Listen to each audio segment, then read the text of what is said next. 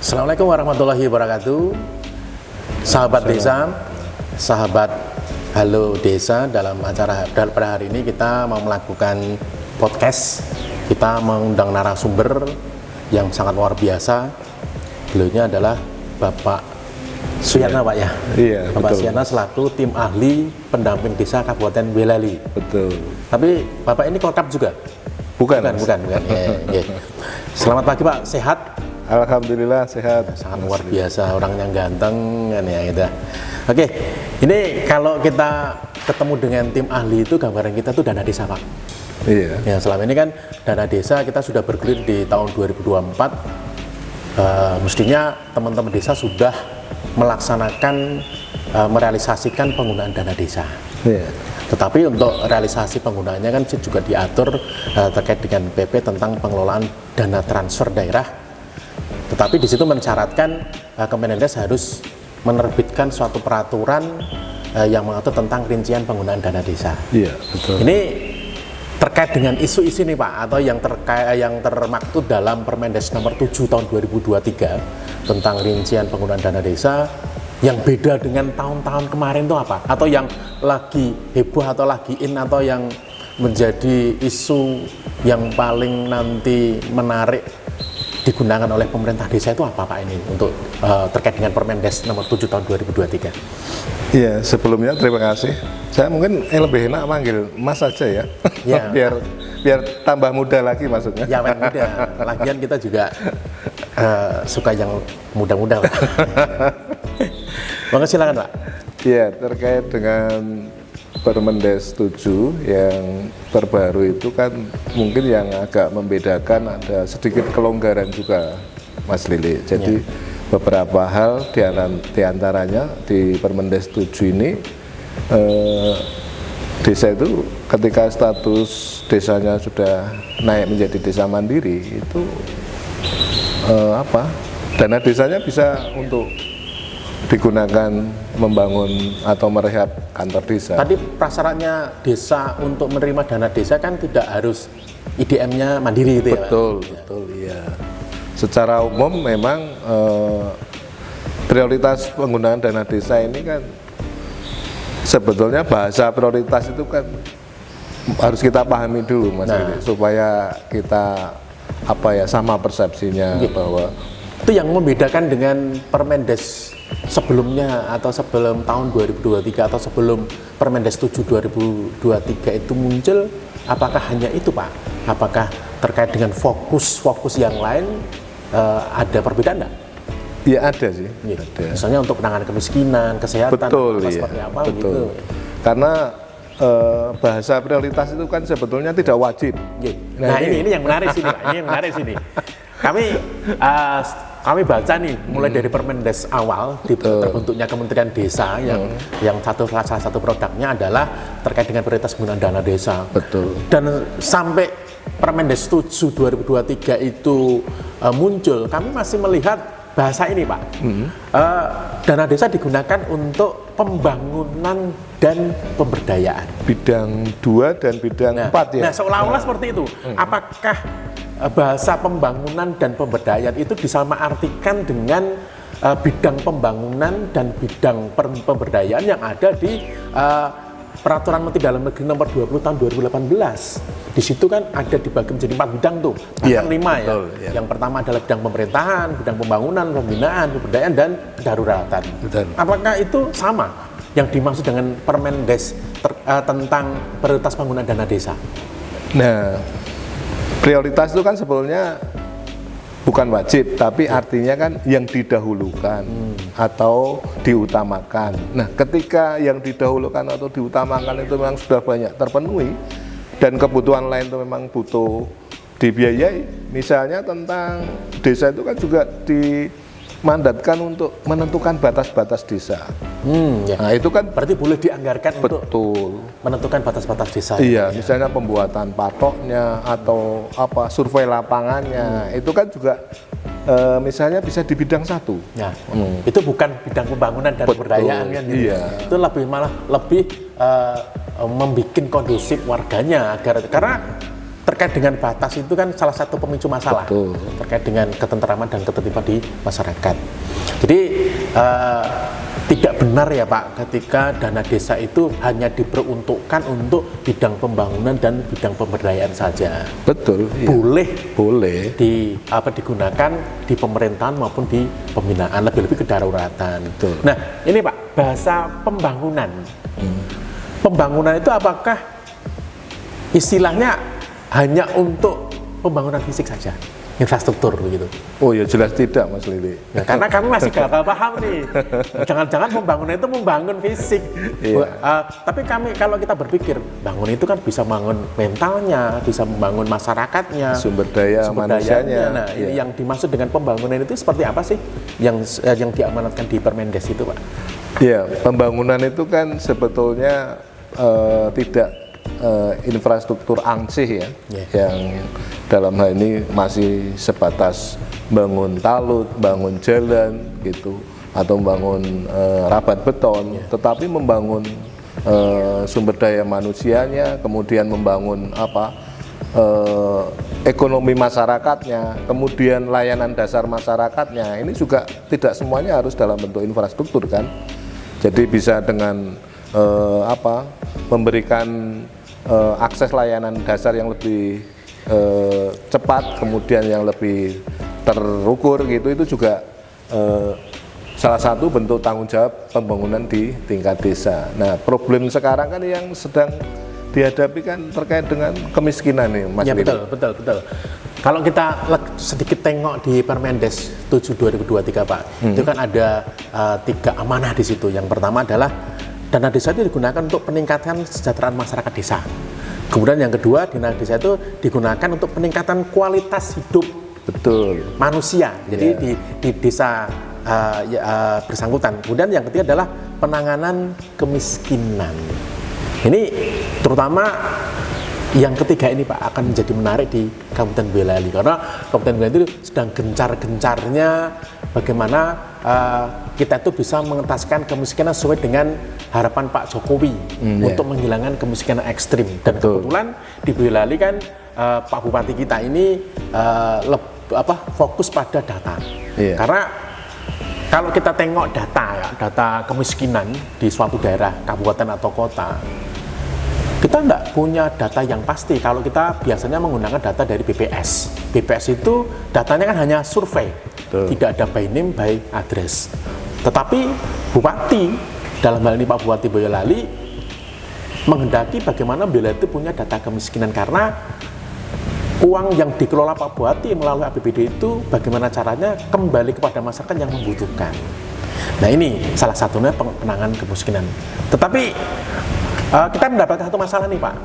Boleh enggak sih dana desa itu disinergikan untuk bisa mendukung visi misi Bupati seperti yang dijabarkan dalam RPJMD Kabupaten? Betul. Apakah RPJMDes itu harus sejalan dengan RPJMD Kabupaten Pak? Justru harus itu Mas Lirik. Jadi dana desa itu boleh ya Pak untuk mendukung visi misi Bupati sesuai dengan yang di RPJMD Kabupaten. Iya. Jadi penanganan kemiskinan itu kecenderungan lewat dana desa boleh nih Pak? Boleh. Karena kami melihat Pak, salah satu ini Pak, yang sekarang lagi tren di kabupaten ini kan sedang berlomba-lomba untuk ini mencukupi jaminan kesehatan masyarakatnya. Yang kalau di istilah BPJS itu UHC namanya.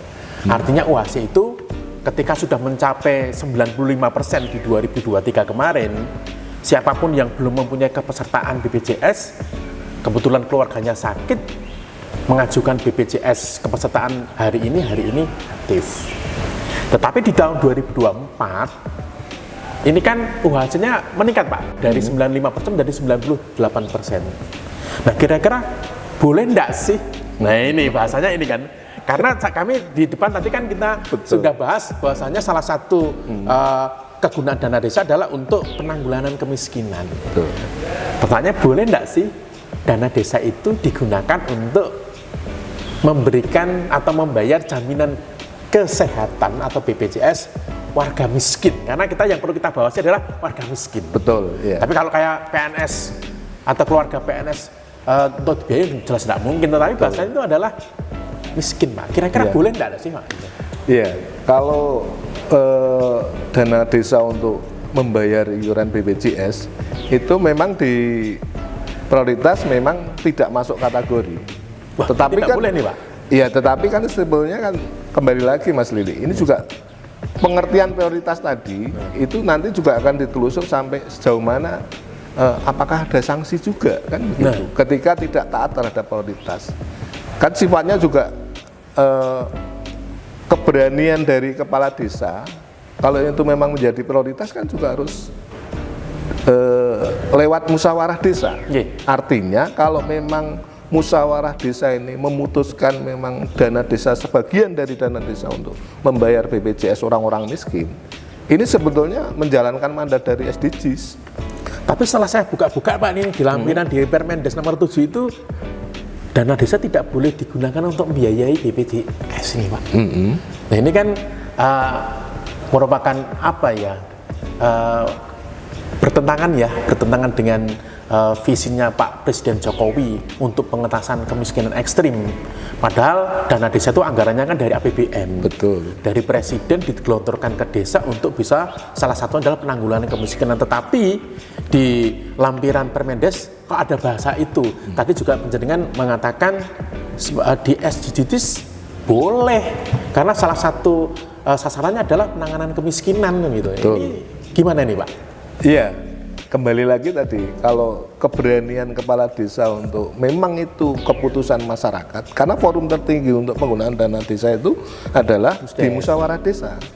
Dan musyawarah desa itu adalah salah satu musyawarah ataupun event untuk mengambil kebijakan yang strategis di desa itu, Mas Lili. Berarti kata kuntinya di Musdes. Iya, betul.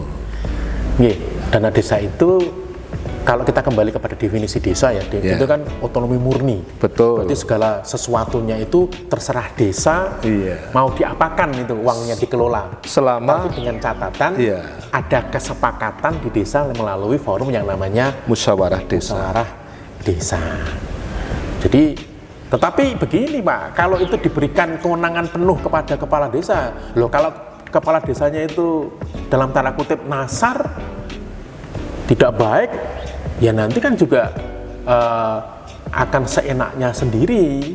Padahal kepala desa itu salah satu pilihan masyarakat, dan masyarakat mesti akan kecenderungan setuju apa menjadi keputusan dari kepala desa. Ini agak menarik di kewenangan ini.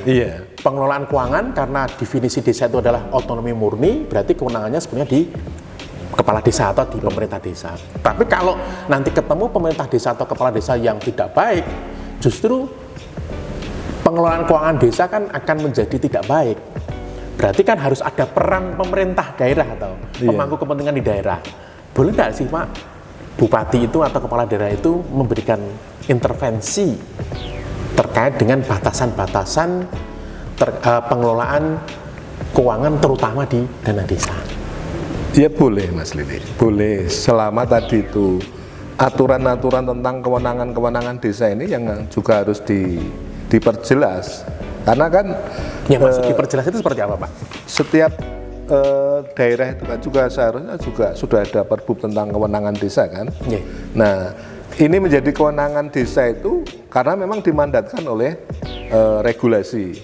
Nah, kewenangan itu kan biasanya diikuti dengan pembiayaan tadi atau penganggaran. Nah, selama tidak menyimpang dari kewenangan yang dipunyai oleh desa ini, saya kira itu tidak masalah, Mas Lili. Dan kebetulan kan sekarang pengawasan dari penggunaan dana desa itu bisa dari masyarakat sampai ke APIP, kemudian sampai ke APH misalnya. Ini kan juga tidak semudah itu, Mas Lili, untuk ibaratnya kepala desa terlalu gampang menggunakan anggaran untuk hal-hal yang sifatnya tadi agak melanggar begitu.